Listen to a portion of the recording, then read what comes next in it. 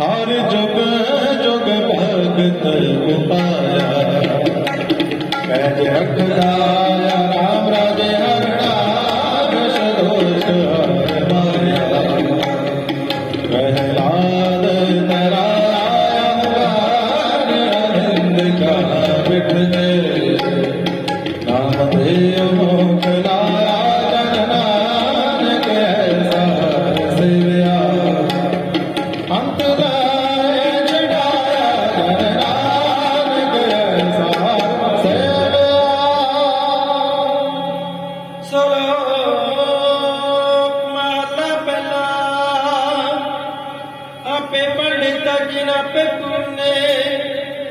एक निध समाय एक जलरण चढ़े एक निहाली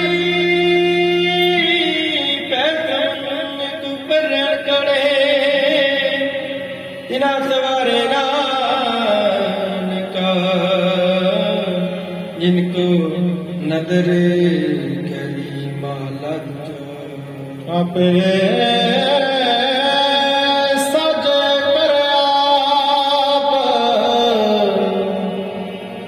जाई पे रखे आप तिस विच जंतु पाए के देखे था ਕਿਸਨਾ ਕਹੀਏ ਕਿਸਨਾ ਕਹੀਏ ਨਾਨਕਾ ਸਭ ਕੁਛ ਆਪੇ ਆਪ ਬੜੀ ਵੱਡੀਆਂ ਵਡਿਆਈਆਂ ਕੁਛ ਕਹਿਣਾ ਜਾਏ ਸੁਖ ਦਾ ਕਦਰ ਨਹੀਂ ਤੇ ਜੀਆਂ ਰਿਜਕ ਸਵਾਏ ਸਾਈ ਕਰ ਬਾਵਣੀ ਤੋਰ ਛੋਟੀ ਨਹਿ ਨਾਨਕ ਕੀ ਵਾਰੀ ਔਰ ਦੂਜੀ ਨਾਹੀ ਜਾਏ ਸੋ ਕਰੇ ਜਿਤ ਸਹਿਰ ਜਾਏ ਜਾਏ ਸਤ ਵਾਹਿਗੁਰੂ ਜੀ ਕਾ ਖਾਲਸਾ ਵਾਹਿਗੁਰੂ ਜੀ ਕੀ ਫਤਿਹ ਵਾਹਿਗੁਰੂ ਜੀ ਕਾ ਖਾਲਸਾ ਵਾਹਿਗੁਰੂ ਜੀ ਕੀ ਫਤਿਹ ਵਾਹਿਗੁਰੂ ਜੀ ਕੀ ਫਤਿਹ ਵਾਹਿਗੁਰੂ ਜੀ ਕੀ ਫਤਿਹ ਵੱਡੀਆਂ ਵਡਿਆਈਆਂ ਕਹਿਣਾ ਕਹਿਣ ਨਾ ਜਾਏ ਸੋ ਕਰਤਾ ਕਾਦਰ ਪ੍ਰੇਮ ਤੇ ਜੀਆਂ ਰਿਜ਼ਕ ਸੰਭਾਏ ਸਾਈ ਕਾਰ ਕਮਾਵਣੀ ਤੋ ਛੋਟੀ ਤਿੰਨੇ ਪਾਏ ਨਾਨਕੇ ਕੀ ਬਾਹਰੇ ਹਰ ਦੂਜੀ ਨਾਹੀ ਜਾਏ ਸੋ ਕਰੇ ਜੇ ਤਿਸਰ ਜਾਏ ਸੋ ਕਰੇ ਜੇ ਤਿਸਰ ਜਾਏ ਸੁਧ ਵਾਹਿਗੁਰੂ ਜੀ ਕਾ ਖਾਲਸਾ ਵਾਹਿਗੁਰੂ ਜੀ ਕੀ ਫਤਿਹ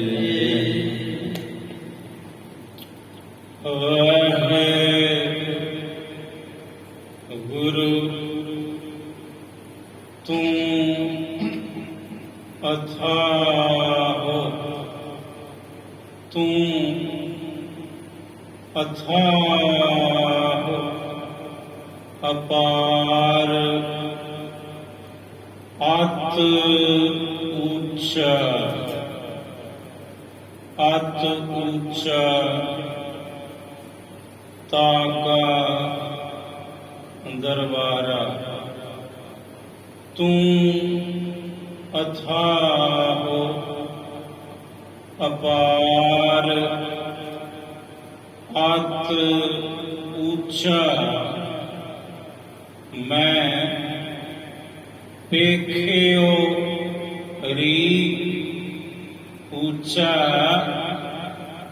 ਮੋਹਨ ਸਭ ਤੇ ਉੱਚਾ ਰੀ ਮੈਂ ਪੇਖਿਓ ਰੀ ਮੋਹਨ ਸਭ ਤੇ ਉੱਚਾ ਤੂੰ ਅਥਾਹ ਅਪਾਰ ਅਤ ਉੱਚਾ ਕੋਈ ਅਵਰ ਨਾ ਤੇਰੀ ਭਾਂਤੇ ਕੋਈ ਅਵਰ ਨਾ ਤੇਰੀ ਭਾਂਤੇ ਮੈਂ ਚਾਰੇ ਕੁੰਡਾਂ ਢੂੰਡੀਆਂ ਤੁਧ ਜੇਵੜ ਨਾ ਸਾਈਆਂ ਕੋਈ ਅਵਰ ਨਾ ਤੇਰੀ ਭਾਂਤੇ ਹਰ ਜੈਸਾ ਪੁਰਖ ਨਾ ਲੱਭਈ ਸਭ ਦੇਖਿਆ ਜਗਤ ਮੈਂ ਟੋਲੇ ਕੋਈ ਅਵਰ ਨਾ ਤੇਰੀ ਭਾਂਤੇ ਇਹ ਅਰਦਾਸ ਹਮਾਰੀ ਸੁਆਮੀ ਵਿਸਰ ਨਾਹੀ ਸੁਖ ਦਾਤੇ ਵਿਸਰ ਨਾਹੀ ਸੁਖ ਦਾਤੇ ਇਹ ਅਰਦਾਸ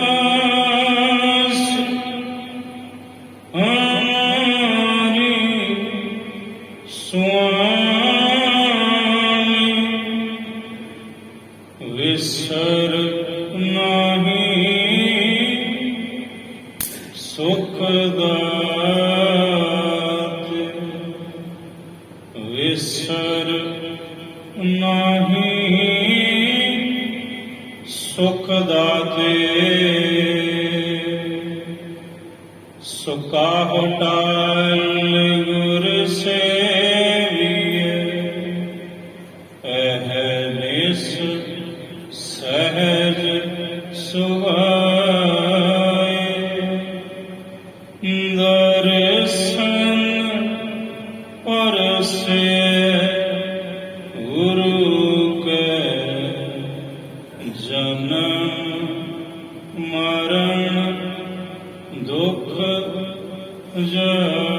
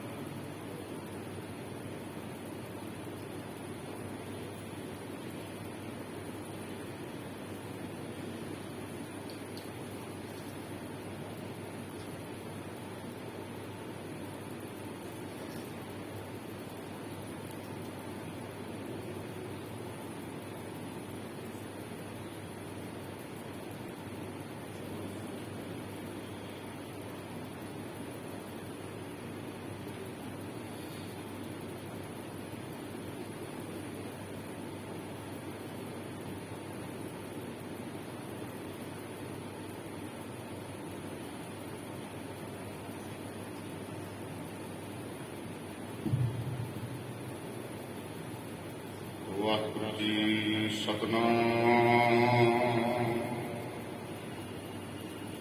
ਸ੍ਰੀ ਵਾਹਿਗੁਰੂ ਸਾਹਿਬ ਜੀ ਸਤਿਨਾਮ। ਸ੍ਰੀ ਵਾਹਿਗੁਰੂ ਸਾਹਿਬ ਜੀ। ਹਰ ਜੇਠ ਜੁੜਨ ਦਾ ਲੋੜੀਐ, ਜਿਸ ਅੱਗੇ ਸਭ ਨਿਵੰਨ। ਹਰ ਸੱਜਣ ਦਾਵ ਲੱਗਿਆ, ਕਿਸੈ ਨ ਦੇਈ ਬੰਨ। ਮਾਨਕ ਮੋਤੀ ਨਾਮ ਪ੍ਰਭੁ ਲੱਗੇ ਨਾਹੀ ਸੰਨ। ਰੰਗ ਸਭੇ ਨਾਰਾਇਣ, ਜੇਤੇ ਮਨ ਪਾਵਨ। ਜੋ ਹਰ ਲੋੜੇ ਸੋ ਕਰੇ, ਸੋਈ ਜੀ ਕਰਨ। ਜੋ ਪ੍ਰਭ ਕੀਤੇ ਆਪਣੇ, ਸੇਈ ਕਹੀਏ ਧਨ। ਆਪਣ ਲੀਆ ਜੇ ਮਿਲੈ, ਵਿਛੜ ਕਿਉ ਰੋਵਨ। ਸਾਧੂ ਸੰਗ ਪ੍ਰਾਪਤੇ, ਨਾਨਕ ਰੰਗ ਮਾਣਨ। ਹਰ ਜੇਠ ਰੰਗੀਲਾ ਤਿਸ ਧੜੀ, ਜਿਸ ਕੈ ਭਾਗ ਮਥਨ। ਸਾਧੂ ਸੰਗ ਪ੍ਰਾਪਤੇ, ਨਾਨਕ ਰੰਗ ਮਾਣਨ। ਹਰ ਜੇਠ ਰੰਗੀਲਾ ਤਿਸ ਧੜੀ, ਜਿਸ ਕੈ ਭਾਗ ਮਥਨ। ਸਾਧ ਸੰਗਤ ਜੀ, ਵਾਹਿਗੁਰੂ ਜੀ ਕਾ ਖਾਲਸਾ, ਵਾਹਿਗੁਰੂ ਜੀ ਕੀ ਫਤਿਹ। ਅੱਜ ਸੰਗਰਾਂਦ ਦਾ ਦਿਹਾੜਾ, ਨਵਾਂ ਮਹੀਨਾ ਦੇਸੀ ਆਰੰਭ ਹੋਇਆ ਹੈ, ਜਿਹਦਾ ਨਾਮ ਹੈ ਜੇਠ। ਗੁਰੂ ਨਾਨਕ ਸਾਹਿਬ ਜੀ ਦੇ ਪ੍ਰਕਾਸ਼ ਤੋਂ ਪਹਿਲਾਂ ਵੀ ਸੰਗਰਾਂਦ ਮਨਾਈ ਜਾਂਦੀ ਸੀ। ਸਤਿਯੁਗ ਤੋਂ ਹੀ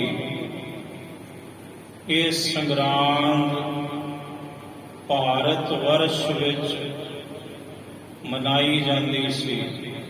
ਸਤਿਯੁਗ, ਤ੍ਰੇਤਾ, ਦੁਆਪਰ ਤੇ ਫਿਰ ਕਲਯੁਗ। ਕਹਿਣ ਦਾ ਭਾਵ ਚਾਰੇ ਯੁੱਗਾਂ ਵਿੱਚ ਸੰਗਰਾਂਦ ਮਨਾਈ ਗਈ ਤੇ ਜਾਂਦੀ ਹੈ, ਪਰ ਇਹਦਾ ਨਾਮ ਉਦੋਂ ਸੰਗਰਾਂਦ ਨਹੀਂ, ਸੰਕ੍ਰਾਂਤੀ। ਸੰਕ੍ਰਾਂਤੀ ਦੀ ਬਦਲ ਸ਼ਬਦ ਸੰਗਰਾਂਦ ਆਇਆ ਹੈ। ਸੰਕ੍ਰਾਂਤੀ ਦਾ ਭਾਵ ਹੈ ਭਲੀ ਪ੍ਰਕਾਰ ਤਬਦੀਲੀ। ਸੱਸੇ ਉੱਪਰ ਟਿੱਪੀ ਸੰਗ, ਇਹਦਾ ਭਾਵ ਹੈ ਭਲੀ ਪ੍ਰਕਾਰ। ਕ੍ਰਾਂਤੀ ਕਹੀਏ ਚੇਂਜ, ਤਬਦੀਲੀ। ਕਹਿੰਦੇ ਕ੍ਰਾਂਤੀ ਆ ਗਈ, ਦੇਸ਼ ਵਿੱਚ ਬਦਲਾਅ ਆਇਆ, ਚੇਂਜ ਆਈ, ਸੋ ਕਹੀਏ ਕ੍ਰਾਂਤੀ। ਜਦੋਂ ਰੱਬੀ ਹੁਕਮ ਦੇ ਅੰਦਰ ਸੂਰਜ ਦੇ ਨਿਯਮਾਂ ਵਿੱਚ ਕੁਝ ਚੇਂਜਿਸ ਹੁੰਦੀ ਹੈ, ਤਬਦੀਲੀ ਹੁੰਦੀ ਹੈ, ਉਸ ਦਿਨ ਨੂੰ ਭਾਰਤ ਵਰਸ਼ ਵਿੱਚ ਜੋ ਸਨਾਤਨ ਮਤ ਹੈ, ਹਿੰਦੂ ਧਰਮ, ਉਹਨੇ ਇਸ ਦਿਨ ਨੂੰ ਨਾਮ ਦਿੱਤਾ ਸੰਕ੍ਰਾਂਤੀ। ਸੰਕਰਾਂਤ। ਔਰ ਜਿਹੜੇ ਪੰਡਤ ਲੋਕ ਸਨ, ਉਹਨਾਂ ਦੇ ਪਾਸ ਫਿਰ ਲੋਕੀ ਜਾਇਆ ਕਰਦੇ ਕਿ ਪੰਡਤ ਜੀ ਮਹੀਨੇ ਦਾ ਨਾਮ ਸੁਣਾਓ, ਤੇ ਪੰਡਤ ਜੀ ਦੇ ਮੁਖੋਂ ਮਹੀਨੇ ਦਾ ਨਾਮ ਤੇ ਫਲਾਦੇਸ਼ ਸੁਣ ਕੇ ਲੋਕੀ ਆਪਣੇ ਆਪ ਨੂੰ ਬੜਾ ਸੁਰਖਰੂ ਜਿਹਾ ਸਮਝਦੇ ਸਨ। ਤੇ ਲੋਕਾਂ ਦਾ ਇੱਕ ਮਤ ਸੀ, ਉਹਨਾਂ ਦੀ ਇੱਕ ਵਿਚਾਰ ਸੀ ਕਿ ਹੁਣ ਪੰਡਤ ਜੀ ਪਾਸੋਂ ਮਹੀਨੇ ਦਾ ਨਾਮ ਸੁਣਿਆ, ਹੁਣ ਸਾਡਾ ਮਹੀਨਾ ਵਧੀਆ ਨਿਕਲੂ। ਇਹੀ ਭਾਵ ਸੀ ਭਾਰਤ ਵਰਸ਼ ਦੇ ਲੋਕਾਂ ਦੇ ਮਨਾਂ ਵਿੱਚ। ਯੁੱਗ ਬਦਲੇ, ਯੁੱਗ ਪਲਟੇ, ਹਰ ਯੁੱਗ ਦੇ ਆਪਣੇ ਰਹਿਬਰ। ਕਲਯੁੱਗ ਦਾ ਸਮਾਂ, ਤੇ ਕਲਯੁੱਗ ਦੇ ਵਿੱਚ ਅਵਤਾਰ ਗੁਰੂ ਨਾਨਕ ਸਾਹਿਬ ਜੀ ਨੇ ਧਾਰਨ ਕੀਤਾ। ਸਾਹਿਬ ਜੀ ਕਲ ਧਾਰਨ ਗੁਰੂ ਨਾਨਕ ਆਇਆ। ਇਸ ਕਲਯੁੱਗ ਦਾ ਪਾਰ ਉਤਾਰਾ ਕਰਨ ਲਈ ਗੁਰੂ ਨਾਨਕ ਸਾਹਿਬ ਇਸ ਧਰਤੀ ਤੇ ਆਏ। ਸਾਹਿਬ ਦਾ ਪ੍ਰਕਾਸ਼ ਹੋਇਆ ਤੇ ਮਹਾਰਾਜ ਜੀ ਨੇ ਜਦੋਂ ਵੇਖੀ ਇਹ ਰੀਤੀ, ਇਹ ਪਰੰਪਰਾ, ਸਾਹਿਬ ਸੋਚਦੇ ਨੇ ਵੀ ਇਹ ਵਿਚਾਰੇ ਜਿਹੜੇ ਲੋਕ ਨੇ, ਅਣਭੋਲ ਨੇ, ਇਹਨਾਂ ਨੂੰ ਤੱਤ ਦਾ ਤੇ ਉਪਦੇਸ਼ ਦਿੱਤਾ ਨਹੀਂ ਜਾਂਦਾ ਬਈ ਇਹ ਮਹੀਨੇ ਦਿਨ ਸਭ ਚੰਗੇ ਨੇ, ਜੇ ਉਹਦੀ ਕਿਰਪਾ ਹੋਵੇ ਤੇ ਜੇ ਉਹਦੇ ਨਾਲ ਤੁਸੀਂ ਜੁੜੇ ਹੋ, ਤੁਹਾਡਾ ਹਰ ਪਲ, ਹਰ ਦਿਨ, ਹਰ ਮਹੀਨਾ ਹੀ ਭਲਾ ਹੈ। ਲਾਹੌਰ ਦੀ ਧਰਤੀ, ਸੇਠ ਕਰੋੜੀ ਮੱਲ ਦੀ ਹਵੇਲੀ, ਗੁਰੂ ਨਾਨਕ ਸਾਹਿਬ ਜੀ ਸੰਗਤਾਂ ਵਿੱਚ ਸੁਭਾਏਮਾਨ। ਤੇ ਸੰਗਤ ਵਿੱਚੋਂ ਅਰਜ਼ ਹੋਈ, ਬੇਨਤੀ ਹੋਈ, ਸਾਹਿਬ ਜੀ ਕਿਰਪਾ ਕਰੋ, ਇਹ ਮਹੀਨਾ ਜਦੋਂ ਚੜ੍ਹਦਾ ਮਹਾਰਾਜ ਦੇਸੀ ਨਵਾਂ, ਤੇ ਜਿਹੜੇ ਅਨਭੋਲ ਲੋਕ ਨੇ ਮਹੀਨੇ ਦਾ ਨਾਂ ਸੁਣਨ ਲਈ ਇਹ ਆਨ ਮਤ ਦੇ ਲੋਕਾਂ ਕੋਲ ਜਾਂਦੇ ਨੇ, ਆਪਣੇ ਵਿੱਚੋਂ ਵੀ ਬਹੁਤ। ਤੇ ਸਾਹਿਬ ਰਹਿਮਤ ਕਰੋ, ਐਸੀ ਬਾਣੀ ਹੀ ਉਚਾਰਨ ਕਰਦੇ ਹੋ ਜਿਹਦੇ ਵਿੱਚ 12 ਮਹੀਨਿਆਂ ਦਾ ਜ਼ਿਕਰ ਵੀ ਹੋ ਜਵੇ ਤੇ ਪਰਥਾਏ ਤੁਹਾਡਾ ਉਪਦੇਸ਼ ਵੀ ਹੋ ਜਾਵੇ। ਸਾਹਿਬ ਕਹਿੰਦੇ ਮਰਦਾਨੇ ਰਬਾਬ ਵਜਾ ਬਾਣੀ ਆਈ ਜੇ। ਮਹਾਰਾਜ ਜੀ ਨੇ ਤੁਖਾਰੀ ਰਾਗ ਵਿੱਚ ਸਭ ਤੋਂ ਪਹਿਲਾਂ 12 ਮਹਾ ਸਿਰਲੇਖ ਹੇਠ ਬਾਣੀ ਉਚਾਰਨ ਕੀਤੀ ਲਾਹੌਰ ਦੀ ਧਰਤੀ ਤੇ। ਸਮਾਂ ਬਤੀਤ ਹੋਇਆ, ਸਾਹਿਬ ਨੇ ਹੁਕਮ ਕੀਤਾ, ਭਾਈ ਜਦੋਂ ਸੰਗਰਾਂਦ ਆਵੇ ਨਾ, ਤੁਸੀਂ ਧਰਮਸਾਲ ਵਿੱਚ ਇਕੱਠੇ ਹੋਇਆ ਕਰੋ, ਸਾਰਾ ਹੀ ਪਿੰਡ, ਸਾਰੇ ਨਗਰ ਦੇ ਲੋਕ, ਤੇ ਕਥਾ ਕੀਰਤਨ ਦਾ ਪ੍ਰਵਾਹ ਚਲਾਇਆ ਕਰੋ। ਤੇ ਜਿਹੜੀ ਬਾਣੀ ਹੈ ਪਰਥਾਏ, ਇਹ ਉਪਦੇਸ਼ ਸੰਗਤਾਂ ਨੂੰ ਸੁਣਾਇਆ ਕਰੋ। ਇੱਥੋਂ ਆਰੰਭ ਹੋਈ ਸੰਗਰਾਂਦ ਮਨਾਉਣੀ ਸਿੱਖ ਧਰਮ ਦੇ ਅੰਦਰ। ਵੀ ਜਿਹੜਾ ਵੀ ਬੰਦਾ ਮਹੀਨਾ ਗੁਰੂ ਘਰ ਨਾ ਆ ਸਕੇ ਕਿਸੇ ਕਾਰਨ, ਚਲੋ ਮਹੀਨੇ ਬਾਅਦ ਆ ਜਾਵੇ, ਉਹ ਸੰਗਤ ਕਰੇ, ਸੇਵਾ ਕਰੇ, ਲੰਗਰ ਛਕੇ ਤੇ ਗੁਰੂ ਦਾ ਉਪਦੇਸ਼ ਸੁਣੇ। ਇਹ ਸੀ ਤਾਤਪਰ ਜਿਹੜੀ ਗੁਰੂ ਘਰਾਂ ਦੇ ਅੰਦਰ ਸੰਗਰਾਂਦ ਦਾ ਦਿਹਾੜਾ ਮਨਾਉਣ ਦੀ ਪਰੰਪਰਾ ਆਰੰਭ ਹੋਈ। ਕਿੱਥੋਂ ਹੋਈ? ਗੁਰੂ ਨਾਨਕ ਸਾਹਿਬ ਤੋਂ। ਸਮਾਂ ਬਤੀਤ ਹੋਇਆ, 5ਵਾਂ ਜਾਮਾ ਸਾਹਿਬ ਜੀ ਦਾ। ਗੁਰੂ ਅਰਜਨ ਦੇਵ ਸਾਹਿਬ ਜੀ ਅੰਮ੍ਰਿਤਸਰ ਸਾਹਿਬ ਦੀ ਧਰਤੀ ਤੇ ਸੁਭਾਏਮਾਨ ਨੇ। ਗੁਰੂ ਕਾ ਬਾਗ ਪਾਵਨ ਅਸਥਾਨ, ਕੁਝ ਨੇ ਦੀਵਾਨ ਮੰਜੀ ਸਾਹਿਬ, ਦੀਵਾਨ ਹਾਲ ਮੰਜੀ ਸਾਹਿਬ, ਕੁਝ ਨੇ ਦਾ ਜ਼ਿਕਰ ਕੀਤਾ ਹੈ। ਗੁਰੂ ਅਰਜਨ ਦੇਵ ਸਾਹਿਬ ਜੀ ਦੇ ਚਰਨਾਂ ਵਿੱਚ ਸਿੱਖ ਬੇਨਤੀ ਲੱਗੇ ਕਰਨ, ਸਾਹਿਬ ਜੀ ਆਪ ਜੀ ਕਿਰਪਾ ਕਰੋ, ਆਪਣੇ ਮੁਖਾਰ ਬਿੰਦ ਤੋਂ 12 ਮਹੀਨਿਆਂ ਦਾ ਨਾਮ ਉਹ ਬਾਣੀ ਉਚਾਰਨ ਕਰਦੇ ਹੋ। ਸਾਹਿਬ ਕਹਿੰਦੇ ਭਾਈ ਸਿੱਖੋ, ਤੇ ਪਹਿਲੇ ਜਾਮੇ ਵਿੱਚ ਕਰ ਚੁੱਕੇ ਆ। ਕੁਝ ਸਿੱਖ ਕਹਿਣ ਲੱਗੇ ਸਤਿਗੁਰੂ, ਉਸੇ ਬਾਣੀ ਦਾ ਸਰਲ ਰੂਪ, ਟੀਕਾ ਰੂਪ ਬਾਣੀ ਆਪ ਜੀ ਹੁਣ ਉਚਾਰਨ ਕਰਦੇ ਹੋ। ਪਹਿਲਾ ਜਾਮਾ ਵੀ ਤੁਹਾਡਾ ਤੇ 5ਵਾਂ ਜਾਮਾ ਵੀ ਤੁਹਾਡਾ ਹੀ ਹੈ। ਸਾਹਿਬ ਨੇ ਉੱਥੇ ਮਾਝ ਰਾਗ ਵਿੱਚ 12 ਮਾਹਾਂ ਦੀ ਬਾਣੀ ਉਚਾਰਨ ਕੀਤੀ, ਜਿਸ ਵਿੱਚੋਂ ਹੁਣੇ ਪਰਥਾਏ ਅੱਜ ਜਿਹੜਾ ਮਹੀਨਾ ਚੜ੍ਹਿਆ ਇਹਦੀ ਪੌੜੀ ਆਪ ਜੀ ਨੇ ਗੁਰੂ ਘਰ ਦੇ ਵਜ਼ੀਰ ਆਜ਼ਮ ਬਾਬਾ ਜੀ ਦੀ ਰਸਨਾ ਤੋਂ ਸ਼ਰਵਣ ਕੀਤੀ ਉਹ ਪੌੜੀ। ਸਮਾਂ ਬਤੀਤ ਹੋਇਆ, 10ਵਾਂ ਜਾਮਾ ਗੁਰੂ ਨਾਨਕ ਸਾਹਿਬ ਜੀ ਦਾ। ਉਹੀ ਜੋਤ ਉਹੀ ਜੁਗਤ, ਗੁਰੂ ਕਲਗੀਧਰ ਪਾਤਸ਼ਾਹ ਗੁਰੂ ਗੋਬਿੰਦ ਸਿੰਘ ਜੀ ਮਹਾਰਾਜ ਸਾਹਿਬ ਨੇ ਆਪਣੇ ਮੁਖਾਰ ਬਿੰਦ ਤੋਂ 12 ਮਾਹਾਂ ਦੀ ਬਾਣੀ ਉਚਾਰਨ ਕੀਤੀ। 3 ਪਾਤਸ਼ਾਹੀਆਂ ਨੇ 3 ਬਾਣੀਆਂ ਇੱਕੋ ਸਿਰਲੇਖ ਹੇਠ 12 ਮਾਹਾਂ ਦੀਆਂ ਉਚਾਰਨ ਕੀਤੀਆਂ। ਜਿਵੇਂ ਗੌੜੀ 52 ਅੱਖਰੀ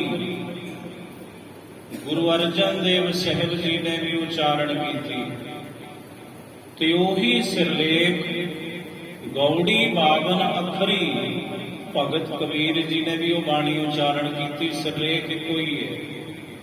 ਇਸੇ ਤਰ੍ਹਾਂ ਸਿਰਲੇਖ ਹੈ 12 ਮਾਹ, 12 ਮਹੀਨੇ, ਤੇ ਉਹ 3 ਪਾਤਸ਼ਾਹੀਆਂ ਨੇ ਇਹ ਬਾਣੀ ਇੱਕੋ ਸਿਰਲੇਖ ਹੇਠ ਉਚਾਰਨ ਕਰਕੇ ਜਗਤ ਨੂੰ ਸਾਨੂੰ ਤੁਹਾਨੂੰ ਇਹ ਦਰਗਾਹੀ ਉਪਦੇਸ਼ ਬਖਸ਼ਿਆ। ਇਸ ਤੋਂ ਬਾਅਦ ਕਵੀ ਜਨਾਂ ਨੇ ਤਕਰੀਬਨ 100 ਤੋਂ ਵੱਧ 12 ਮਹਾ ਸਿਰਲੇਖ ਹੇਠ ਕਵਿਤਾ ਰਚੀ ਹੋਈ ਹੈ। 100 ਤੋਂ ਵੱਧ ਕਵੀ ਜਨਾਂ ਨੇ 12 ਮਹਾ ਕਾਵਿ ਰੂਪ ਵਿੱਚ ਉਚਾਰਨ ਕੀਤਾ ਹੋਇਆ ਹੈ। ਆਓ ਪ੍ਰਥਾਏ ਜੋ ਅੱਜ ਦਾ ਉਪਦੇਸ਼ ਹੈ ਸ਼ਹੀਦਾਂ ਦੇ ਸਰਤਾਜ ਸਤਿਗੁਰੂ ਗੁਰੂ ਅਰਜਨ ਦੇਵ ਸਾਹਿਬ ਜੀ ਕੀ ਸਮਝਾਉਂਦੇ ਹਨ। ਹਰ ਜੇਠ ਜੁੜੰਦਾ ਲੋੜੀਐ। ਸਾਹਿਬ ਕਹਿੰਦੇ ਹਰ ਪਰਮਾਤਮਾ ਅਸਲ ਵਿੱਚ ਭਾਈ ਸਿੱਖੋ ਇੱਕ ਰਿਸ਼ਤਾ ਹੁੰਦਾ ਹੈ ਜੇਠ ਦਾ, ਇੱਕ ਰਿਸ਼ਤਾ ਹੁੰਦਾ ਹੈ ਦਿਓਰ ਦਾ, ਤੇ ਜੇਠ ਵੱਡਾ ਹੁੰਦਾ ਹੈ ਤੇ ਦਿਓਰ ਛੋਟਾ ਹੁੰਦਾ ਹੈ। ਜੇਠ ਦੀ ਘਰਵਾਲੀ ਜਠਾਣੀ ਵੀ ਵੱਡੀ ਹੁੰਦੀ ਹੈ ਤੇ ਜੇਠ ਵੀ ਵੱਡਾ ਹੁੰਦਾ ਹੈ।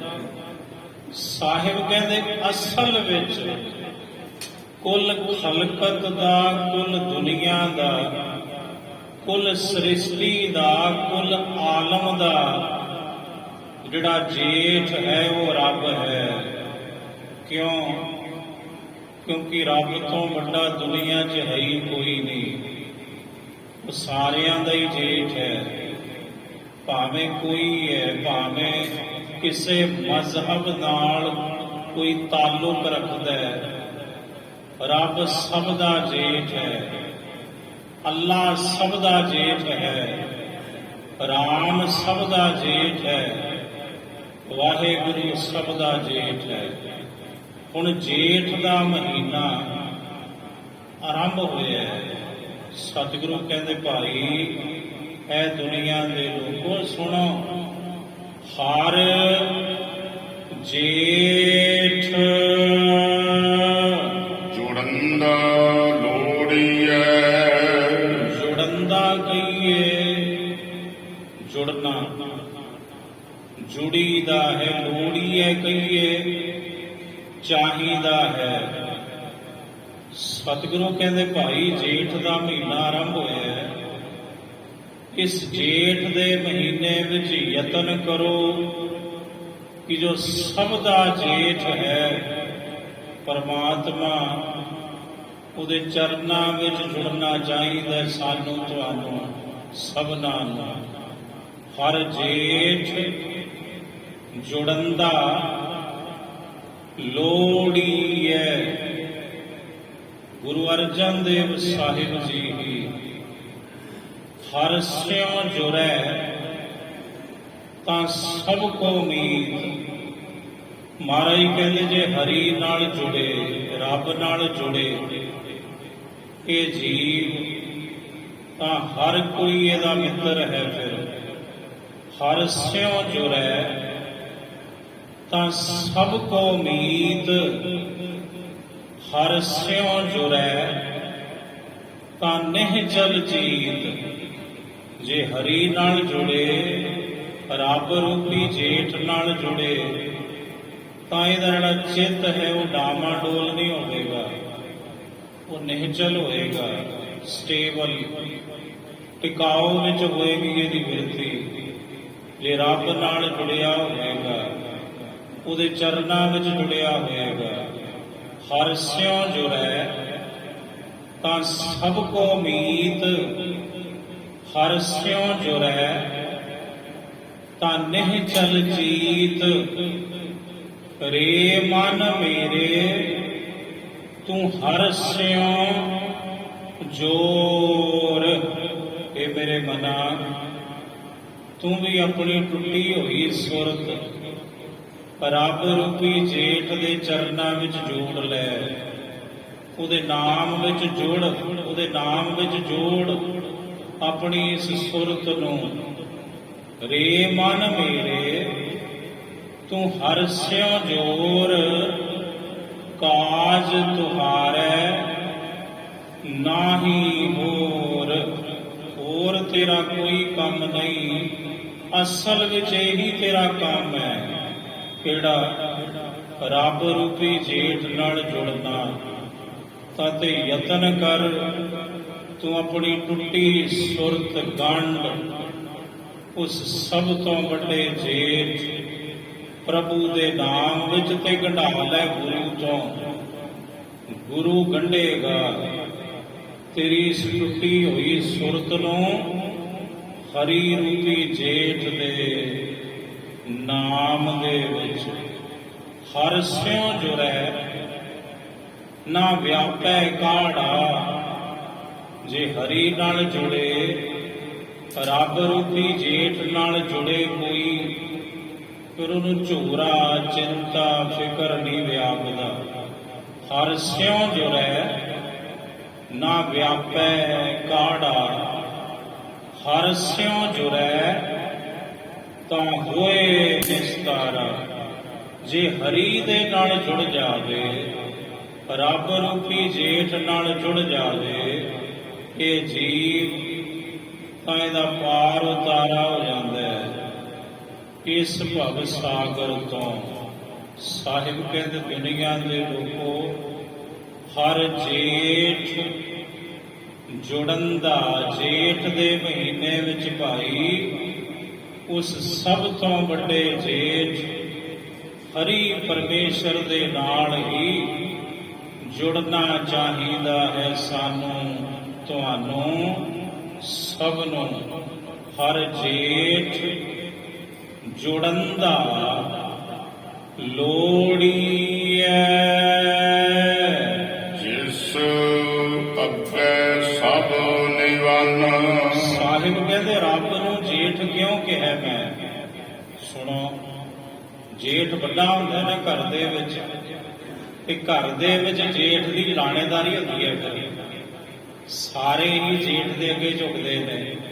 ਪਰਿਵਾਰ ਦੇ ਮੈਂਬਰ ਵੱਡੇ ਦੇ ਅੱਗੇ, ਜੇਠਾ ਪੁੱਤਰ ਹੋ ਗਏ, ਘਰ ਵਿੱਚ ਉਹਦੀ ਵੀ ਲਾਣੇਦਾਰੀ ਹੁੰਦੀ ਹੈ ਵੀ ਵੱਡਾ ਹੈ ਭਾਈ, ਆਪਣੇ ਵੱਡੇ ਭਰਾ ਨੂੰ ਪੁੱਛ ਕੇ ਕਰੋ ਜੋ ਕੁਝ ਕਰਨਾ ਹੈ, ਲਾਣੇਦਾਰ ਹੈ ਨਾ ਉਹ। ਸਾਹਿਬ ਕਹਿੰਦੇ ਰੱਬ ਸਭ ਦਾ ਜੇਠ ਹੈ, ਜਿਹਦੇ ਅੱਗੇ ਸਾਰੀ ਦੁਨੀਆ ਝੁਕਦੀ ਹੈ। ਸਾਰੀ ਖਲਕਤ ਜਿਸ ਰੱਬ ਰੂਪੀ ਜੇਠ ਦੇ ਅੱਗੇ ਝੁਕਦੀ ਹੈ, ਤੇ ਤੂੰ ਕਿਉਂ ਆਕੜਿਆ ਮਨਾ? ਤੂੰ ਵੀ ਢਹਿ ਪੈ, ਤੂੰ ਵੀ ਝੁਕ ਜਾ ਉਸ ਜੇਠ ਦੇ ਅੱਗੇ। ਹਰ ਜੇਠ ਜੁੜਨ ਦਾ ਲੋੜੀਐ, ਜਿਸ ਅੱਗੇ ਸਭ ਨਿਵਾਨ। ਜਿਹਦੇ ਅੱਗੇ ਸਾਰੇ ਨਿਉਂਦੇ ਨੇ। ਇੱਥੇ ਭਾਵੇਂ ਕੋਈ ਬਾਬਰ ਹੈ, ਉਹ ਵੀ ਸਭ ਤੋਂ ਵੱਡੇ ਗੁਰੂ ਨਾਨਕ ਸਾਹਿਬ ਦੇ ਚਰਨਾਂ ਵਿੱਚ ਝੁਕਦਾ ਹੈ। ਇੱਥੇ ਅਕਬਰ ਬਾਦਸ਼ਾਹ ਹੈ ਹਿੰਦੁਸਤਾਨ ਦਾ, ਉਹ ਸਭ ਤੋਂ ਵੱਡੇ ਸਤਿਗੁਰੂ ਗੁਰੂ ਅਮਰਦਾਸ ਮਹਾਰਾਜ ਜੀ ਦੇ ਚਰਨਾਂ ਵਿੱਚ ਝੁਕਦਾ ਹੈ। ਕਿਉਂ? ਸਭ ਤੇ ਵੱਡਾ ਸਤਿਗੁਰ ਨਾਨਕ, ਜਿਨ ਕਲ ਰਾਖੀ ਮੇਰੀ। ਸਭ ਤੇ ਵੱਡਾ ਸਤਿਗੁਰ ਨਾਨਕ, ਜਿਨ ਕਲ ਰਾਖੀ ਮੇਰੀ। ਜਿਸ ਅੱਗੇ ਸਭ ਨਿਵਾਨ, ਜਿਹਦੇ ਅੱਗੇ ਸਾਰੇ ਝੁਕਦੇ ਨੇ। ਧੰਨ ਗੁਰੂ ਗ੍ਰੰਥ ਸਾਹਿਬ ਜੀ ਮਹਾਰਾਜ, ਹਿੰਦੁਸਤਾਨ ਦਾ ਪ੍ਰਧਾਨ ਮੰਤਰੀ ਵੀ ਝੁਕਦਾ ਹੈ, ਉਹ ਵੀ ਹੱਥ ਜੋੜ ਕੇ ਖਲੋਂਦਾ ਹੈ ਸਾਹਿਬ ਦੇ ਚਰਨਾਂ ਵਿੱਚ। ਇੱਥੇ ਅਮਰੀਕਾ ਦਾ ਰਾਸ਼ਟਰਪਤੀ ਵੀ ਗੁਰੂ ਗ੍ਰੰਥ ਸਾਹਿਬ ਦੇ ਚਰਨਾਂ ਦੇ ਵਿੱਚ ਖਲੋਤਾ ਹੈ। तमाम ਦੁਨੀਆ ਦੇ ਰਾਜੇ ਗੁਰੂ ਨਾਨਕ ਦੇ ਅੱਗੇ ਝੁਕ ਰਹੇ ਨੇ। ਕਿਉਂ? ਕਿਉਂਕਿ ਉਹ ਸਭ ਤੋਂ ਵੱਡੇ ਨੇ ਭਾਈ।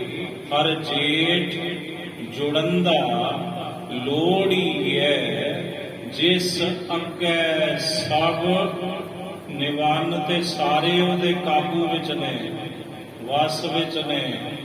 ਮਹਾਰਾਜ ਕਹਿੰਦੇ ਜਾ ਕੇ ਵਸ ਖਾਨ ਸੁਲਤਾਨ, ਜਾ ਕੇ ਵਸ ਹੈ ਸਗਲ ਜਹਾਨ। ਸਾਰਾ ਟੱਬਰ ਜੇਠ ਦੇ ਕਾਬੂ ਦੇ ਵਿੱਚ ਹੁੰਦਾ ਹੈ, ਕੰਟਰੋਲ ਵਿੱਚ ਹੁੰਦਾ ਹੈ। ਤੇ ਰੱਬ ਰੂਪੀ ਜੇਠ ਨੇ ਬੜੇ ਬੜੇ ਖੱਬੀ ਖਾਨਾਂ ਨੂੰ, ਬੜੇ ਬੜੇ ਸੁਲਤਾਨਾਂ ਨੂੰ, ਬੜੇ ਬੜੇ ਰਾਜਿਆਂ ਨੂੰ ਆਪਣੇ ਅਧੀਨ ਕੀਤਾ ਹੋਇਆ, ਆਪਣੇ ਕਾਬੂ ਹੇਠ ਕੀਤਾ ਹੋਇਆ। ਮਹਾਰਾਜ ਕਹਿੰਦੇ ਜਾ ਕੇ ਵਸ ਖਾਨ ਸੁਲਤਾਨ, ਜਾ ਕੇ ਵਸ ਹੈ ਸਗਲ ਜਹਾਨ। ਜਾ ਕਾ ਕੀਆ ਸਭ ਕਿਛ ਹੋਏ, ਤਿਸ ਤੇ ਬਾਹਰ ਨਾਹੀ ਹੋਏ। ਹਰ ਜੇਠ ਜੁੜੰਦਾ ਲੋੜੀ ਹੈ, ਜਿਸ ਅੱਗੇ ਸਭ ਨਿਵੰਨ। ਹਰ ਸੱਜਣ ਦਾਵਣ ਲੱਗਿਆ। ਹਰੀ ਰੂਪੀ ਸੱਜਣ ਜਿਹੜਾ ਜੇਠ ਹੈ ਸਭ ਦਾ, ਉਹਦੇ ਦਾਵਣ, ਉਹਦੇ ਦਾਮਨ, ਉਹਦੇ ਪੱਲੇ ਨਾਲ ਲੱਗਿਆ। ਤੇ ਕੀ ਮਜਾਲ ਹੈ ਕਿਸੇ ਦੀ ਕੋਈ ਤੁਹਾਡੀ ਵਾਹ ਵੱਲ ਵੀ ਝਾਕ ਜਵੇ। ਜੇ ਤੁਸੀਂ ਉਹਦੇ ਪੱਲੇ ਨਾਲ ਜੁੜੇ ਹੋ ਤਾਂ ਹੀ ਕਹਿੰਦੇ ਨੇ ਨਾ, ਹੰਬੇ ਸਾਖ ਕੁੜਾਵੇ ਡਿਠੇ ਤਾਂ ਪੱਲੇ ਤੈਂਡੇ ਲਾਗੀ। ਇਹ ਆਪਾਂ ਵਰਤ ਲੈਨੇ ਆ ਵੀ ਇਹ ਦੁਲਹਨ ਜਿਹੜੀ ਅੱਜ ਕਹਿ ਰਹੀ ਹੈ ਵੀ ਸਾਰੇ ਸਾਖ ਮੈਂ ਝੂਠੇ ਵੇਖੇ। ਕਿਉਂ? ਜਿਹਨੇ ਜੰਮਿਆ ਤੇਰੀ ਮਾਂ ਝੂਠੀ ਹੈ, ਤੇਰਾ ਬਾਪੂ ਝੂਠਾ ਹੈ, ਜਿਹਨੇ ਤੈਨੂੰ ਪਾਲਿਆ, ਪੜਾਇਆ, ਪਲੋਸਿਆ, ਐਡੀ ਵੱਡੀ ਕੀਤਾ ਹੈ। ਤੇ ਅੱਜ ਤੂੰ ਕਹਿੰਦੀ ਹੈ ਹੱਬੇ ਸਾਗ ਕੁੜਾਵੇ ਡਿਠੇ ਤਾਂ ਪੱਲੇ ਤੈਨੇ ਲਾਗੀ। ਅਸੀਂ ਸ਼ਬਦ ਪੜ੍ਹਦੇ ਹਾਂ, ਉਹਦਾ ਇਹ ਭਾਵ ਨਹੀਂ ਹੈ ਉਹ ਜਿਸ ਮਾਂ ਨੇ ਦੁੱਧ ਚੁੰਘਾਇਆ ਉਹ ਝੂਠੀ ਕਿਵੇਂ ਹੋ ਗਈ, ਉਹ ਕੂੜੀ ਕਿਵੇਂ ਹੋ ਗਈ ਜਿਹਨੇ ਜਨਮ ਦਿੱਤਾ ਮਾਂ ਨੇ। ਤੇ ਜਿਸ ਬਾਪੂ ਨੇ ਮਿਹਨਤ ਮੁਸ਼ੱਕਤ ਕਰਕੇ ਧੀ ਪਾਲੀ, ਪੁੱਤਰ ਨੂੰ ਪਾਲਿਆ, ਉਹ ਝੂਠਾ ਕਿਵੇਂ ਹੋ ਗਿਆ ਭਾਈ। ਇਹ ਰੱਬ ਦੀ ਬਾਬਤ ਹੈ ਬਚਨ ਕਿ ਦੁਨੀਆ ਦੇ ਸਾਰੇ ਰਿਸ਼ਤੇ ਦਾਤਿਆ ਝੂਠੇ ਜਦੋਂ ਮੈਂ ਵੇਖੇ ਤਾਂ ਮੈਂ ਤੇਰੇ ਚਰਨਾਂ ਰੂਪੀ ਪੱਲੇ ਨਾਲ ਜੁੜੀ, ਤੇਰੀ ਬਾਣੀ ਰੂਪੀ ਪੱਲੇ ਨਾਲ ਜੁੜੀ, ਤੇਰੇ ਨਾਮ ਰੂਪੀ ਪੱਲੇ ਨਾਲ ਜੁੜੀ। ਮਤਲਬ ਇਹਦਾ ਇਹ ਹੈ ਪਰਮਾਰਥ ਦਾ ਬਾਤ, ਇਹ ਪਰਮਾਰਥ ਦੀ ਬਾਤ ਹੈ ਕਿ ਦੁਨਿਆਵੀ ਕਿਸੇ ਕਾਰਜ ਦੀ ਬਾਤ ਨਹੀਂ। ਉੱਥੇ ਹੱਬੇ ਸਾਖ ਕੂੜਾਵੇ ਡਿਠੇ ਤੋ ਪੱਲੇ ਤੈਂਡੇ ਲਾਗੀ। ਮਹਾਰਾਜ ਕਹਿੰਦੇ ਜਦੋਂ ਕੋਈ ਫਿਰ ਉਸ ਸੱਚੇ ਜੇਠ ਸਭ ਤੋਂ ਵੱਡੇ ਗੁਰੂ ਪਰਮੇਸ਼ਰ ਦੇ ਚਰਨਾਂ ਰੂਪੀ ਪੱਲੇ, ਨਾਮ ਰੂਪੀ ਪੱਲੇ, ਸ਼ਰਨ ਰੂਪੀ ਪੱਲੇ, ਬਾਣੀ ਰੂਪੀ ਪੱਲੇ, ਸੰਗਤ ਰੂਪੀ ਪੱਲੇ, ਗਿਆਨ ਰੂਪੀ ਪੱਲੇ ਨਾਲ ਜੁੜ ਜਾਂਦਾ ਹੈ। ਪਰ ਤੁਹਾਡੀ ਹਵਾ ਵੱਲ ਵੀ ਕੋਈ ਨਹੀਂ ਝਾਕ ਸਕਦਾ। ਵਿੱਚ ਕਰਤਾ ਪੁਰਖ ਖਲੋਆ, ਵਾਲ ਨਾ ਵਿੰਗਾ ਹੋਆ। ਹਰ ਸੱਜਣ ਦਾਵਣ ਲੱਗਿਆ,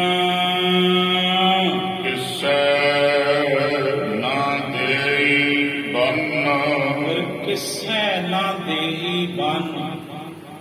ਫਿਰ ਭਾਵੇਂ ਜਮਦੂਤ ਵੀ ਆ ਜਾਵੇ, ਭਾਵੇਂ ਕੋਈ ਹੋਰ ਖੱਬੀ ਖਾਨ ਆ ਜਾਵੇ, ਉਹ ਕਹੇ ਰੱਬ ਨੂੰ ਵੀ ਇਹਨੂੰ ਮੇਰੇ ਹਵਾਲੇ ਕਰ, ਤੇ ਰੱਬ ਕਹੇਗਾ ਪਰੇ ਹਟ ਤੂੰ ਕੌਣ ਹੁੰਦਾ? ਮੇਰੇ ਚਰਨਾਂ ਨਾਲ ਜੁੜ ਗਿਆ।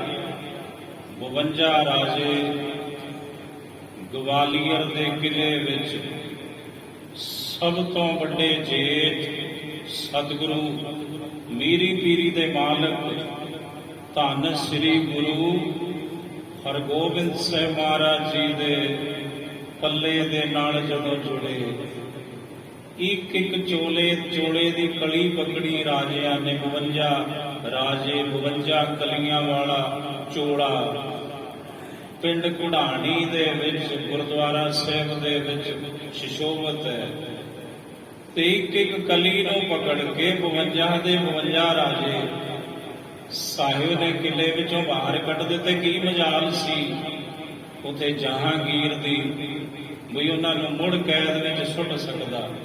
ਹਰ ਸੱਜਣ ਦਾਵਣ ਲੱਗਿਆਂ ਕਿਸੈ ਨਾ ਦੇਈ ਬੰਨ, ਫਿਰ ਪਰਮਾਤਮਾ ਕਿਸੇ ਨੂੰ ਬੰਨ ਕੇ ਨਹੀਂ ਦਿੰਦਾ, ਬੰਨਣ ਨਹੀਂ ਦਿੰਦਾ ਵੀ ਆ ਜਾ ਤੂੰ ਮੇਰੇ ਚਰਨਾਂ ਨਾਲ ਜੁੜੇ ਨੂੰ ਕਾਬੂ ਕਰ, ਨਹੀਂ ਫਿਰ ਕਿਸੇ ਦਾ ਜ਼ੋਰ ਨਹੀਂ ਚੱਲਦਾ। ਗੁਰੂ ਅਰਜਨ ਦੇਵ ਸਾਹਿਬ ਜੀ ਦਾ ਹੀ ਇੱਕ ਬਚਨ ਹੈ। ਮਹਾਰਾਜ ਕਹਿੰਦੇ ਜਹ ਸਾਧੂ ਗੋਬਿੰਦ ਭਜਨ ਕੀਰਤਨ ਨਾਨਕ ਨੀਤ ਅਣਾ ਹਾਂ ਅਣਾ ਤੂੰ ਅਣਹਿ ਛੁਟ ਹੈ ਨਿਕਟ ਨਾ ਜਾਈਓ ਦੂਤ। ਸਤਿਗੁਰੂ ਕਹਿੰਦੇ ਧਰਮ ਰਾਜ ਆਪਣੇ ਦੂਤਾਂ ਨੂੰ ਸਮਝਾਉਂਦਾ ਹੈ, ਸੁਣੋ ਜਿੱਥੇ ਕੋਈ ਰੱਬ ਦਾ ਪਿਆਰਾ ਹੈ ਉਹਦਾ ਭਜਨ ਕਰਨ ਵਾਲਾ, ਉਹਦਾ ਕੀਰਤਨ ਕਰਨ ਵਾਲਾ, ਉਹਦੀ ਸਿਫਤ ਸਲਾਹ ਕਰਨ ਵਾਲਾ, ਜਿੱਥੇ ਵੀ ਕੋਈ ਸਾਧੂ ਹੈ ਉਹਦੇ ਨੇੜੇ ਨਾ ਢੁਕਿਓ। ਤੇ ਜੇ ਨੇੜੇ ਚਲੇ ਗਏ ਨਾ ਤੁਹਾਡਾ ਛੁਟਕਾਰਾ ਹੋਣਾ ਤੇ ਨਾ ਮੇਰਾ ਛੁਟਕਾਰਾ ਹੋਣਾ ਰੱਬ ਤੋਂ। ਉਹ ਰੱਬ ਨੇ ਤੁਹਾਨੂੰ ਵੀ ਬੰਨ ਲੈਣਾ ਤੇ ਮੈਨੂੰ ਵੀ ਜਕੜ ਲੈਣਾ ਆਪਣੀ ਗ੍ਰਿਫਤ ਦੇ ਵਿੱਚ।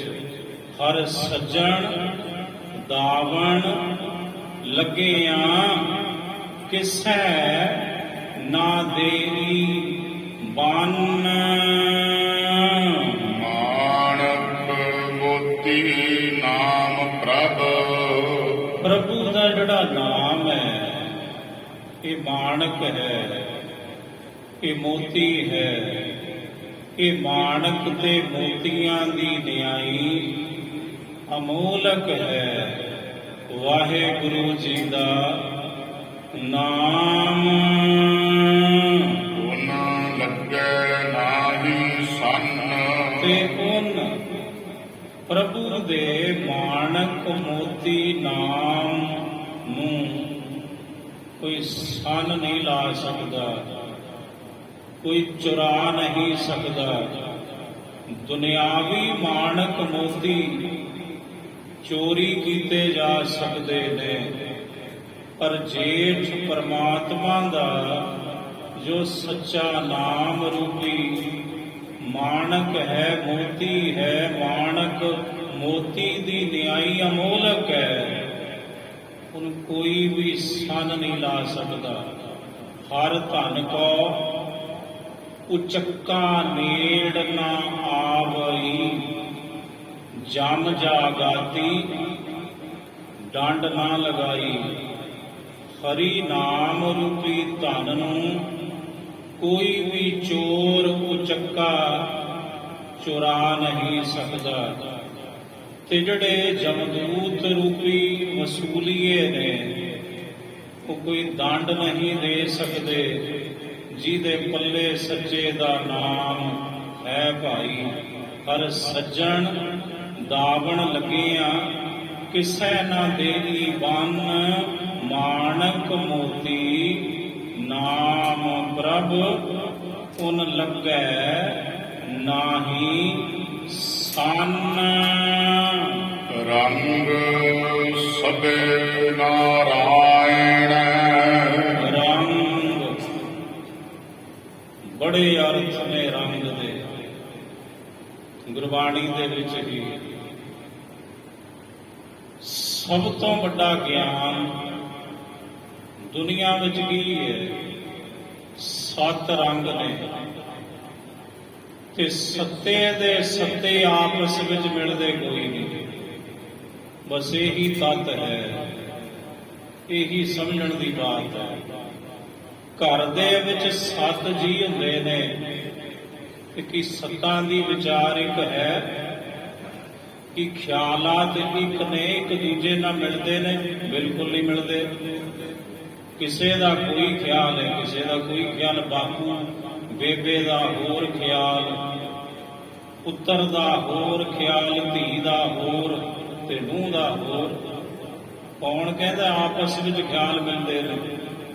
ਕੋਈ ਟਾਮਾ ਹੀ ਹੋਈ ਟਾਮਾ, ਕਰੋੜਾਂ ਚੋਂ ਇੱਕ ਹੋਈ ਕੋਈ ਨਹੀਂ। ਮੇਲ ਜੋਲ ਹੁੰਦਾ ਹੀ ਨਹੀਂ ਵਿਚਾਰਾਂ ਦਾ, ਖਿਆਲਾਂ ਦਾ। ਹੋਰ ਤੇ ਛੱਡੋ, ਆ ਖਾਣਾ ਹੀ ਨਹੀਂ ਮਿਲਦਾ ਸੱਤਾਂ ਜਣਿਆਂ ਦਾ। ਕਿਸੇ ਨੂੰ ਮੂੰਗੀ ਦੀ ਦਾਲ ਸਵਾਦ ਲੱਗਦੀ ਹੈ, ਕਿਸੇ ਨੂੰ ਮਾਂਹ ਦੀ। ਖਾਣਾ ਇੱਕ ਹੈ। ਤੇ ਕੱਪੜਿਆਂ ਦੀ ਬਾਤ ਲਓ, ਬੇਬੇ ਕਹਿੰਦੀ ਮੈਂ ਤਾਂ ਕਾਟਨ ਪਾਉਂ, ਧੀ ਕਹਿੰਦੀ ਸਿਲਕ ਦਾ ਸੂਟ ਪਾਉਂ। ਉਹ ਕੱਪੜਿਆਂ ਦਾ ਵੀ ਖਿਆਲ ਸਾਡਾ ਇੱਕ ਨਹੀਂ, ਖਾਣੇ ਦਾ ਖਿਆਲ ਇੱਕ ਨਹੀਂ। ਬੇਬੇ ਕਹਿੰਦੀ ਲਿਮਕਾ ਪੀਉਂ, ਧੀ ਕਹਿੰਦੀ ਕੋਕ ਪੀਉਂ। ਉਹ ਡਰਿੰਕ ਪੀਣ ਦੀ ਜਿੱਥੇ ਬਾਤ ਹੈ, ਪਾਣੀ ਪੀਣ ਦੀ, ਸਾਡੇ ਤੇ ਉੱਥੇ ਵੀ ਮੇਲ ਜੋਲ ਨਹੀਂ ਹੁੰਦਾ ਆਪਸ ਦੇ ਵਿੱਚ। ਬਾਪੂ ਕਹਿੰਦਾ ਸ਼ਹਿਰ ਜਾਣਾ, ਪੁੱਤਰ ਕਹਿੰਦਾ ਜਾਣਾ ਨਹੀਂ। ਖਿਆਲਾਤ ਸ਼ਹਿਰ ਜਾਣ ਆਉਣ ਵਿੱਚ ਵੀ ਸਾਡੇ ਤੁਹਾਡੇ ਮਿਲਦੇ ਨਹੀਂ। ਇਹੀ ਸਭ ਤੋਂ ਵੱਡਾ ਗਿਆਨ ਹੈ। ਪਰਮਾਤਮਾ ਦੀ ਜਿਹੜੀ ਰਚਨਾ ਹੈ, ਇਹਦੇ ਵਿੱਚ ਅਨੇਕਤਾ ਹੈ, ਅਨੇਕਤਾ। 22 ਮੁਲਕ ਨੇ ਅਰਬ ਦੇਸ਼ ਦੇ, ਉਹਨਾਂ ਦਾ ਇਸ਼ਟ ਇੱਕ ਹੈ ਕੁਰਾਨ ਪਾਕ। ਤੇ ਉਹਨਾਂ ਦੇ ਰੂਲ ਐਂਡ ਰੈਗੂਲੇਸ਼ਨ ਮਜ਼ਹਬ ਦੇ ਇੱਕੋ ਨੇ। ਇੱਕੋ ਰਸੂਲ ਪੈਗੰਬਰ ਨੂੰ ਮੰਨਦੇ ਨੇ। ਪਰ 22 ਮੁਲਕਾਂ ਦੀ ਆਪਸ ਵਿੱਚ ਬਣਦੀ ਕੋਈ ਨਹੀਂ। ਹੁਣ ਕੀ ਕਹੋਗੇ ਤੁਸੀਂ? ਬਸ ਇਹੀ ਹੈ ਗਿਆਨ ਸਭ ਤੋਂ ਵੱਡਾ। ਪਰਮਾਤਮਾ ਦੀ ਰਚਨਾ ਵਿੱਚ ਅਨੇਕਤਾ ਹੈ। 7 ਦੇ 7 ਰੰਗ ਆਪਸ ਵਿੱਚ ਕਦੇ ਮਿਲਦੇ ਨਹੀਂ। ਇੱਕ ਰੰਗ ਹੋਇਆ ਕਲਰ। ਇੱਕ ਰੰਗ ਵਾਚਕ ਹੈ ਗੁਰਬਾਣੀ ਵਿੱਚ ਪ੍ਰੇਮ ਦਾ। ਜਾ ਕਉ ਹਰ ਰੰਗ ਲਾਗੋ, ਇਸ ਯੁਗ ਮੈਂ ਹੈ ਸੋ ਕਹੀਅਤ ਹੈ ਸੂਰਾ। ਜਿਹਨੂੰ ਹਰੀ ਦਾ ਰੰਗ ਪ੍ਰੇਮ ਲੱਗ ਜਾਵੇ, ਉਹੀ ਭਾਈ ਸੂਰਮਾ ਹੈ ਇਸ ਯੁੱਗ ਵਿੱਚ, ਇਸ ਜਗਤ ਵਿੱਚ। ਇੱਕ ਰੰਗ ਕਹਿੰਦੇ ਨੇ ਆਨੰਦ ਨੂੰ। ਇੱਕ ਰੰਗ ਵਾਚਕ ਹੈ ਗੁਰਬਾਣੀ ਵਿੱਚ ਜੋਜ, ਤਮਾਸ਼ੇ, ਕੌਤਕ। ਹੁਣ ਮਹਾਰਾਜ ਕਹਿੰਦੇ ਰੰਗ ਸਭੇ ਨਾਰਾਇਣ ਨਾਰਾਇਣ ਰੱਬ ਰੂਪੀ ਜੇਠ ਦੇ ਹੀ ਭਾਈ। ਇਹ ਸਾਰੇ ਜੋਜ ਤਮਾਸ਼ੇ ਨੇ, ਕੌਤਕ ਹਨ। ਰੰਗ ਸਭੇ ਨਾਰਾਇਣ। ਆਪਾਂ ਪੜ੍ਹਦੇ ਆ ਨਾ ਬਾਣੀ ਦੀ ਪੰਕਤੀ, ਆਪੇ ਹਰ ਇੱਕ ਰੰਗ ਹੈ, ਹਰ ਇੱਕ ਇਕੱਠਾ ਨਹੀਂ ਹੈ। ਹਰ ਤੇ ਵਿਸ਼ਰਾਮ ਹੈ। ਜੇ ਹਰ ਇੱਕ ਪੜਾਂਗੇ ਅਨਰਥ ਹੋ ਜੂ। ਆਪੇ ਹਰ ਹਰੀ ਆਪ ਹੀ ਇੱਕ ਰੰਗ ਹੈ, ਇੱਕ ਰੰਗ ਹੈ।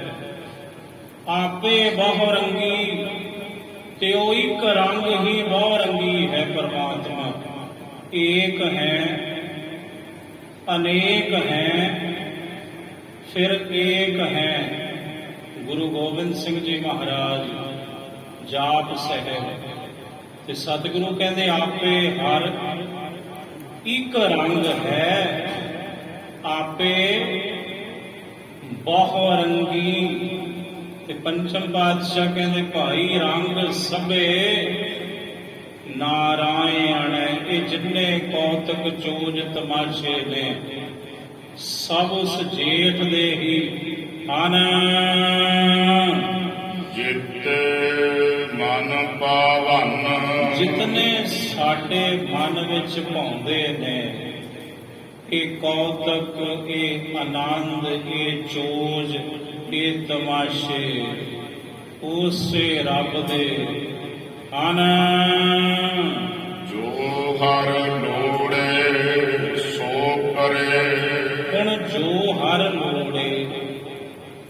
ਜੇਠ ਘਰ ਦਾ ਲਾਣੇਦਾਰ ਜੋ ਚਾਹੁੰਦਾ ਉਹ ਹੁੰਦਾ ਹੈ ਘਰ ਦੇ ਵਿੱਚ।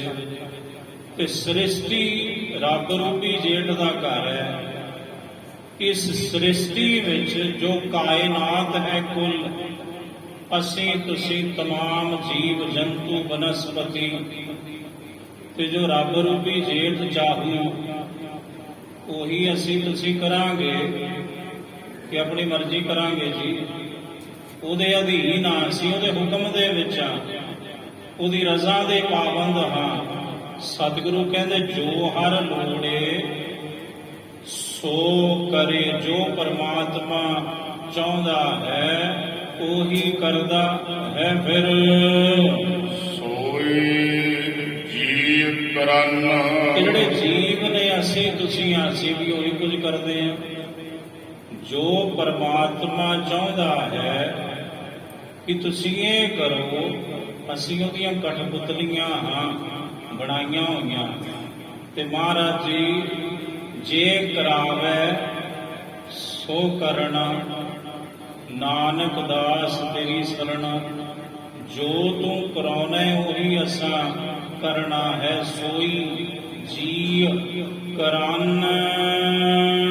ਜੋ ਪ੍ਰਭ ਕੀਤੇ ਆਪਣੇ, ਪ੍ਰਭੂ ਜੀ ਨੇ ਜਿਹੜੇ ਆਪਣੇ ਕਰ ਲਏ, ਆਪਣੇ ਬਣਾ ਲਏ, ਸੇਈ ਕਹੀਐ ਧੰਨ। ਉਹਨਾਂ ਨੂੰ ਕਹੀਦਾ ਧੰਨ, ਮਹਾਨ ਹਨ। ਫਿਰ ਉਹ ਮਹਾਨ ਕਹੀਦੇ ਹਨ ਗੁਰਮੁਖ।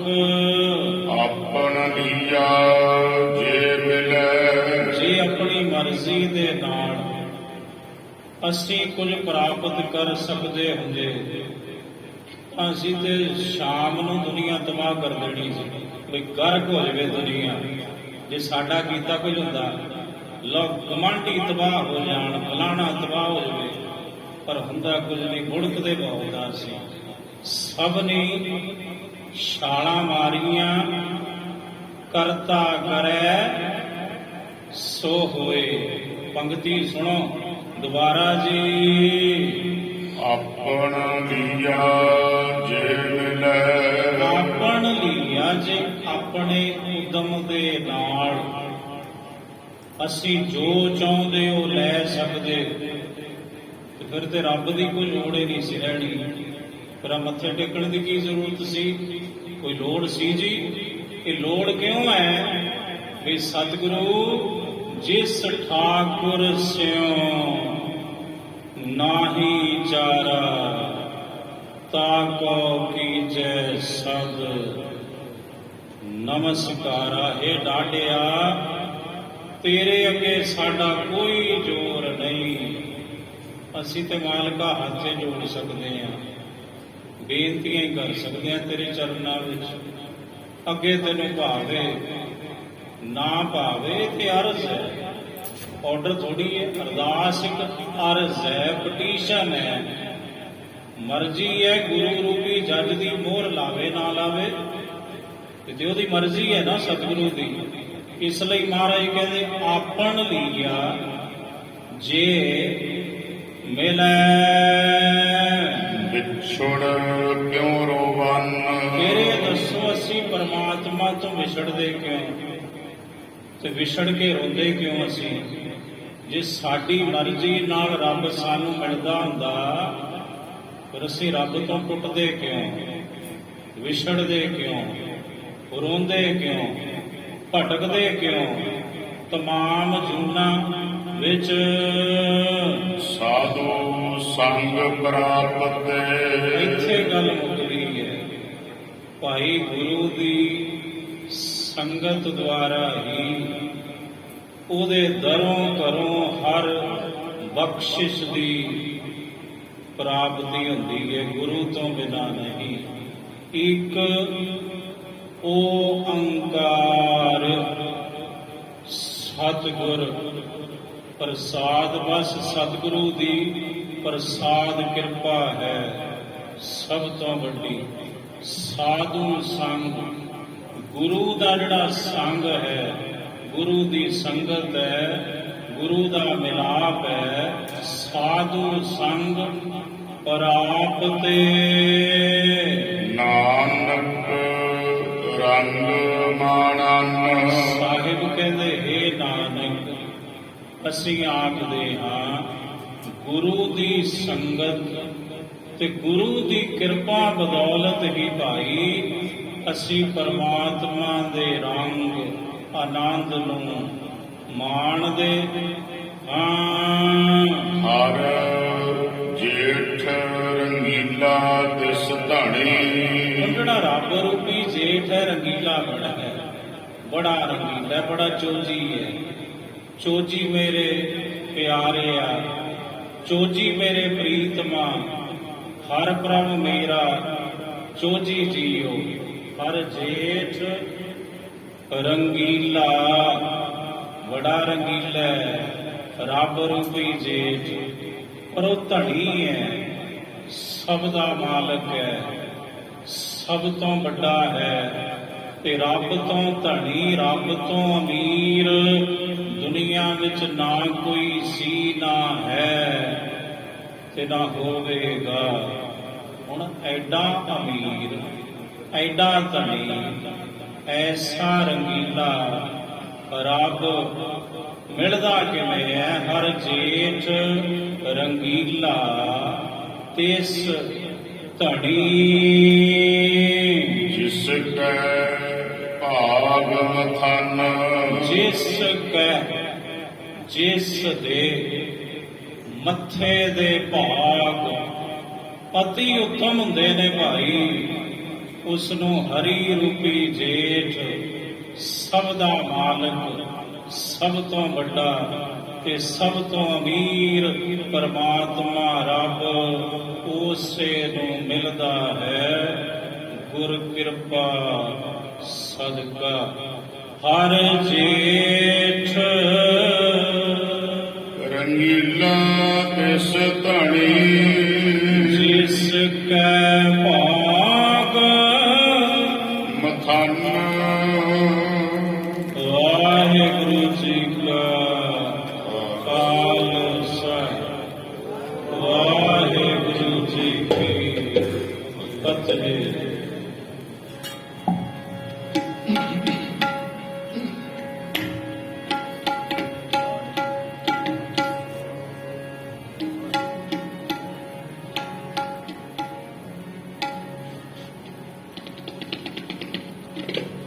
ਵਾਹਿਗੁਰੂ